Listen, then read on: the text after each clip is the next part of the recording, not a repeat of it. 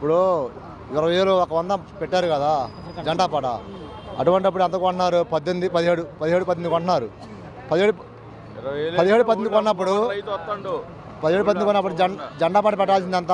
19 పెట్టాలా లేదా 18 పెట్టాలా? అలా కాకుండా 20,000 ఒక 100 పెట్టి 18 కొన్నారు. 2,000 మార్జిన్తో ఎప్పుడు కొనలేదు సార్. ఇప్పుడు తప్ప 2,000 మార్జిన్తో ఎప్పుడు కొనలా. దళారులు వీళ్ళంతా కుమ్మక్కయ్యి సిండికేట్ అయ్యి రైతులను ఇలా మోసం చేస్తున్నారు. ఎందుకంటే రైతు స్టాక్ ఉంచుకోలేడు కదా. ఇప్పుడు ఈ కాయ అమ్మితేనే కూలి వాళ్ళకి ఇవ్వాలి, మందుల కోట్లు ఇవ్వాలి, కవులు ఇవ్వాలి, అన్ని ఇబ్బందులు ఉంటాయి. ఈ ఇబ్బందులు రైతు ఉంచుకోలేడు. వీళ్ళంతా ఏం చేస్తారు? దళారులు చేజిక్కించుకున్న తర్వాత మళ్ళీ మార్కెట్ లేపుకుంటారు. మళ్ళీ వరుసన 3 రోజులు సెలవులు వచ్చినాయి కదా. అట్లా ఎలాగా రైతు మొత్తం అమ్మేస్తారని చెప్పేసి వీళ్ళంతా ఒకటి రైతును మోసం చేస్తున్నారు సార్.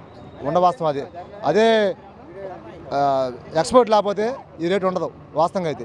మొన్నటిదాకా ఒక వారం క్రితం కూడా 13, 12, 12.5 అలా నడిచింది.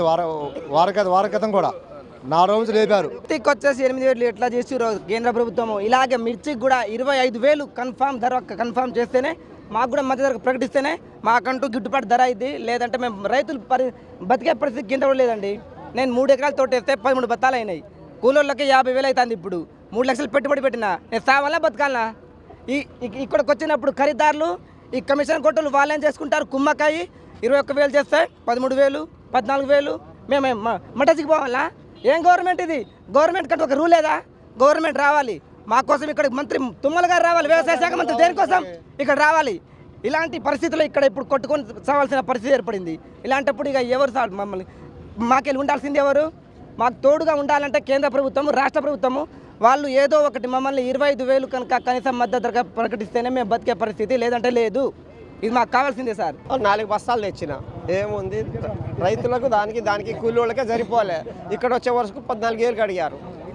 ఆ బస్తాలు అట్నే ఉన్నాయి, ఆడే నల్లీలు తిన్నాయి. నిన్న మొన్న రేటు చెప్పంగానే మొత్తం ప్రతి ఒక్కళ్ళు మందు కొట్టుకున్నాం. దీన్ని కూడా తీసుకొచ్చి మందు కొట్టుకోవాలనుకున్నాం. రేట్లు ఆడికిపోతేనో చచ్చే రేట్లు ఉన్నాయి మందులు.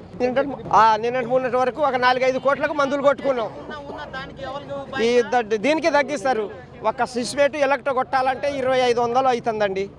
ఇలాంటి రేట్లు పెట్టి మేము మందులు కొడితే టోటల్ ఏం పడటానికి పరిస్థితి లేదు. ఈ కాంగ్రెస్ వాళ్ళకు టీఆర్ఎస్ వాళ్ళు తిట్టిన తిట్లు కూడా వీళ్ళకి తగలట్లేదు.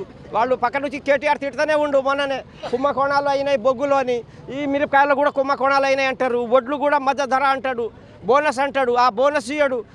ఉన్నోడికి బోనస్ పోతున్నాయి. మా సంటోడు 4 పుట్లు 3 పుట్లకి బోనస్ లేదు, ఏం లేదండి.